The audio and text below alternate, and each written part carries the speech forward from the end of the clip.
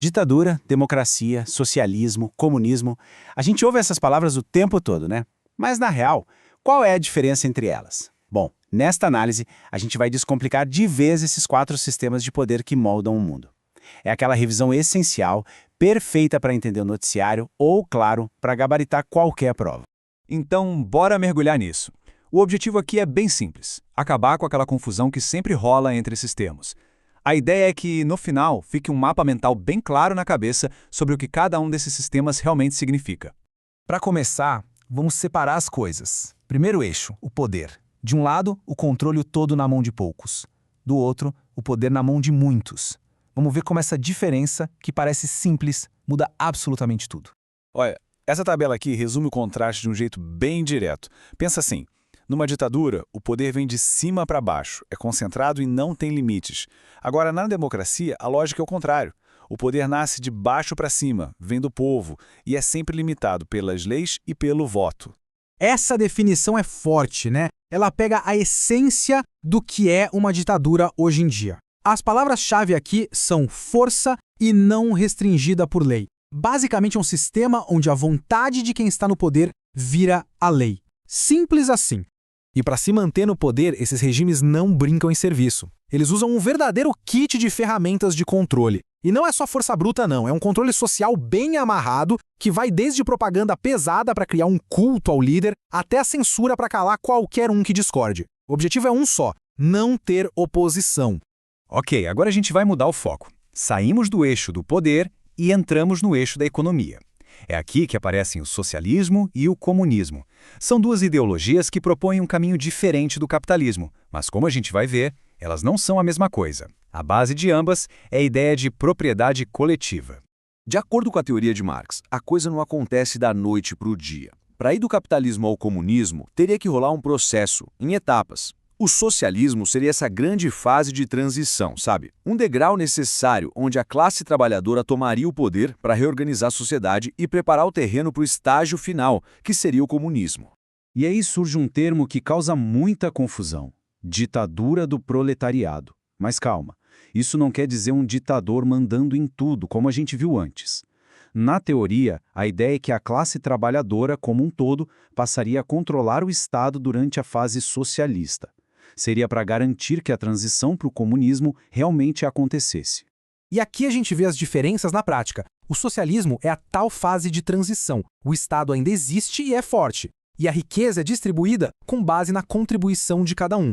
Já o comunismo seria o objetivo final, uma sociedade sem Estado, sem propriedade privada, onde tudo é de todo mundo e a distribuição segue a necessidade de cada pessoa. Bom, isso tem uma consequência direta na economia. Para conseguir controlar a produção de forma coletiva, o socialismo precisa de uma economia toda planejada pelo Estado. Já o capitalismo faz o oposto. Ele aposta no mercado, onde a competição e a lei da oferta e da procura, teoricamente, é que movem a inovação. Ok, passamos por toda essa teoria. Mas e na vida real, como a democracia funciona? Para a gente entender isso melhor, vamos usar o Brasil como nosso estudo de caso, olhando o que funciona bem e também quais são os grandes desafios. Para uma democracia ser de verdade, não basta só ir lá e votar. Tem que ter um checklist básico. Precisa de eleições justas, claro, mas também precisa de liberdade de expressão, de respeito às leis e de acesso livre à informação. Sem esses pilares, a casa começa a desmoronar. No caso do Brasil, nosso modelo é a democracia representativa. A gente elege pessoas para nos representar. E do ponto de vista das eleições, o sistema brasileiro é visto como bem forte, consolidado lá com a Constituição de 1988, que foi um marco depois de um longo período autoritário. Só que aqui tem um ponto muito importante. Uma coisa é a democracia política, que é o direito de votar. Outra coisa bem diferente é a democracia social, que fala de igualdade de oportunidades, acesso à saúde, educação, bem-estar. No Brasil, apesar do sucesso na parte política, a nossa imensa desigualdade social ainda é um obstáculo gigante para a democracia social. Agora, vamos para uma pergunta fundamental. Por que se diz que a democracia é, por natureza, um sistema mais estável e que depende menos da violência do que os outros que a gente viu? Qual é o segredo? A resposta está na caixa de ferramentas que ela usa. Enquanto a ditadura usa a força, a democracia usa as instituições. O voto, por exemplo, é uma ferramenta para mudar as coisas sem precisar de uma guerra. A imprensa livre fiscaliza o poder. As políticas públicas tentam gerar bem-estar. São mecanismos pensados para resolver conflitos de um jeito organizado e principalmente pacífico. Então, o pulo do gato é este. A democracia não finge que os conflitos não existem. Pelo contrário, ela entende que eles fazem parte da vida. A grande sacada é que ela cria os canais, as regras do jogo, para que esses conflitos sejam negociados e resolvidos pelo diálogo, sem deixar a coisa toda explodir em violência. E para fechar, vamos dar uma olhada num mecanismo que é quase um sistema de autodefesa da democracia. É um jeito engenhoso que ela tem para se proteger da concentração de poder, que é justamente a marca registrada das ditaduras. Esse mecanismo tem nome, é o sistema de freios e contrapesos. A ideia é simples, mas é muito poderosa. O poder é dividido em 3, executivo, legislativo e judiciário.